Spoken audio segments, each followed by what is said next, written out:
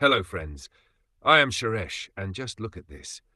Our Earth experiences one or two such solar flares every day, from which the energy released is equal to millions of crores of volcanic eruptions. But due to the magnetic field around the Earth, this energy can't even touch the Earth's hair. But recently, according to NASA, the strongest solar flare to date in 2025 is going to collide with the Earth. What will happen to the Earth if it collides with the Earth? Well, according to NASA, there will be a scene of devastation. Everywhere there will be only flames of fire, and the Earth will once again become a burning ball of fire. This solar flare will be so strong that the energy released will be equal to the amount of energy formed after billions of nuclear bombs explode, and at that time the magnetic field won't be able to save us. So that means soon the sun is going to destroy the Earth. But friends, on a lucky note, about 163 years ago, such an explosion has already happened on the Earth. The year was 1859, September 1st, at 11:18 a.m. British astronomer Richard Carrington was observing different activities in the sun. During that observation, suddenly there was such an intense light flash in his telescope that he stopped seeing everything for 5 minutes. He thought that maybe a comet must have flown, and that's why he ignored that flash and didn't pay much attention to it. But this mistake of his put the whole world in danger. Actually, the light captured in his telescope was not an ordinary light, but a plasma bomb emitted from the sun. I mean the strongest solar flare, which had already advanced towards the Earth at a speed of millions of kilometers per second. The very next day, on September 2nd, 1859, as soon as this flare collided with the Earth's magnetic field, similarly, only beautiful auroras were visible all around. It was as if the sky was filled with different colors. But these beautiful auroras were like the peace before the storm. Their brightness was so bright that it was like a scene of the day at night. Even the gold miners of America started mining that night. And then slowly, as the charged particles in the solar flare entered the upper atmosphere of the Earth, similarly, all electrical appliances, light poles, electric transformers and towers started catching fire. All companies and telegraph systems shut down. Electrical devices were suddenly flowing due to high voltage current. People started getting severe shocks, which killed thousands of people. More than 30,000 people lost their lives due to lack of electricity in hospitals. In fact, after some time, the current flow had increased so much that in many places, even though the electrical appliances were not plugged in, they started working on their own without electricity. And slowly, in this way, destruction continued to increase and the world was covered in darkness. Now, I know, after listening to all this, you must be thinking that, Gaurav, you were saying in the beginning that there would be only fire all around. There was no destruction of that level, right? Well, friends, then let me tell you, this loss was due to the solar flare, which was just a trailer. The storm that came at that time was not that strong. And the technology at that time was also not that strong.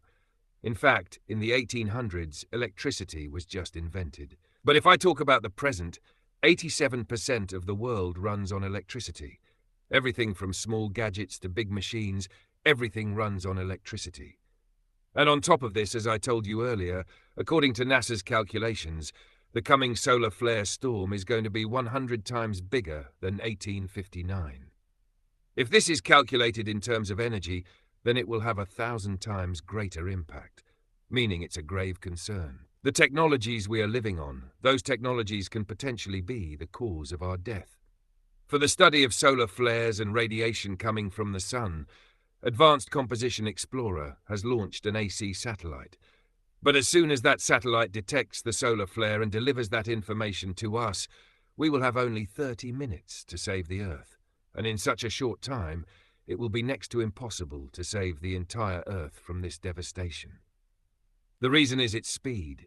According to calculations, this solar flare is going to hit the Earth at a speed of a minimum of 48 crore 28 lakh kilometers per second. How fast are the normal flares that come every day? To understand how this is happening, we will have to understand the reactions and movements in the core of the sun. Now look at this.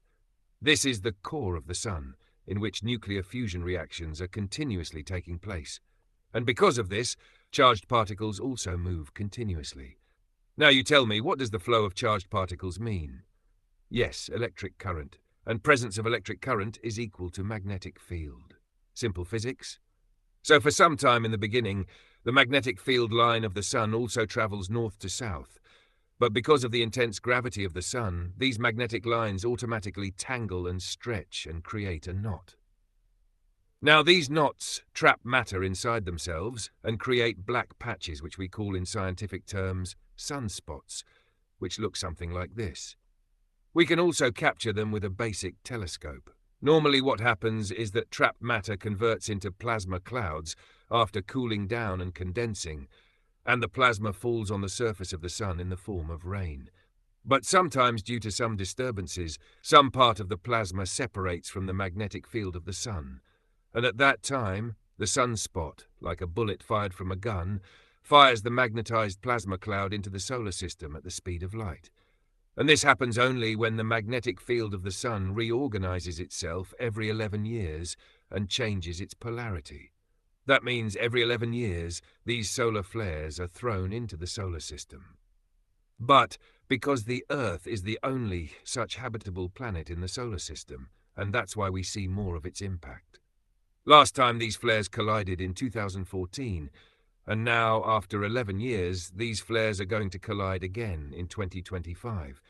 And now, if this solar flare collides with the Earth, then we can have a serious loss here, and I'm even talking about mass extinction.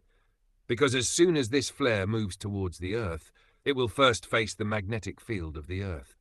In addition, the charged particles present in the flare in this storm are orbiting the Earth, colliding with the satellites at high speed and damaging all the satellites, due to which it looks like it's going to rain satellites on Earth. You see, normally, if a small piece of a satellite falls on the Earth, then the energy released from it can destroy Maharashtra, Gujarat, and Rajasthan at the same time. It is so capable. Here I am talking about a total of 5,500 satellites and millions of debris orbiting the Earth. That means it can literally rain on Ulkapindo. Now you can understand the consequences of this. Let's assume that we are safe from this, or we have somehow avoided it. So the high-voltage current formed in this geomagnetic storm will burn all the small and large electrical appliances. Now, if there is no transmission tower, it is obvious that there will be an electricity outage, and the first impact of this electricity outage will be on public transportation and lifts. Transportation will be completely shut down. In fact, 325 million people travel every day, and all this travelling and transportation will stop. Imagine how much emergency services will be affected. And not to forget, a very silly scenario, but people can get trapped in lifts and can even die of suffocation. Now, maybe after hearing this you are thinking that we have private vehicles. Well, friends, yes, we all have private vehicles, but even if you don't want to travel, this will happen. Traffic signals will be shut down everywhere, which will make it difficult to control panics, havocs, and accidents everywhere. And to relieve these accidental cases, emergency services will not be available. There will be no electricity in hospitals. And those who are already admitted to hospitals, especially those on ventilators, will not survive. The Northern Grid, which is a high-voltage electricity transmission network supplying power to 7 states, when it was shut down for 13 to 14 hours, 12.2% of the patients in hospitals died instantly. But if the outage of 2025 happens, it could last more than a month. And this will cause the biggest loss to the world's GDP. Electricity is used for everything in the world. Now, if we only talk about the top 5 countries, their total GDP today is 48 crores. But this is just about 5 countries. I mean, think about how much loss there would be to the entire GDP. But let me remind you, we'll only face loss if we survive, because at the same time, radiation from the sun will also affect the organisms on Earth. Due to this radiation, diseases like skin cancer will start occurring. But along with that, the immune system will start deteriorating. If the immune system weakens, meaning the human body becomes a breeding ground for bacteria and viruses, it will become highly vulnerable, and one by one, people will fall ill. And again, with no emergency services available, this could turn into a massive catastrophic event. But wait, will this really happen? Because in history, such a strong event didn't cause destruction, but instead revealed many secrets of the Earth. Due to the solar flare explosion in 774 AD, the amount of carbon-14 in the atmosphere suddenly increased. What happens is that cosmic rays separate the neutrons in the storms in the Earth's atmosphere, and these neutrons combine with nitrogen atoms to convert into carbon-14. Then, these atoms combine with oxygen to produce carbon dioxide, and by absorbing this carbon dioxide, plants perform photosynthesis.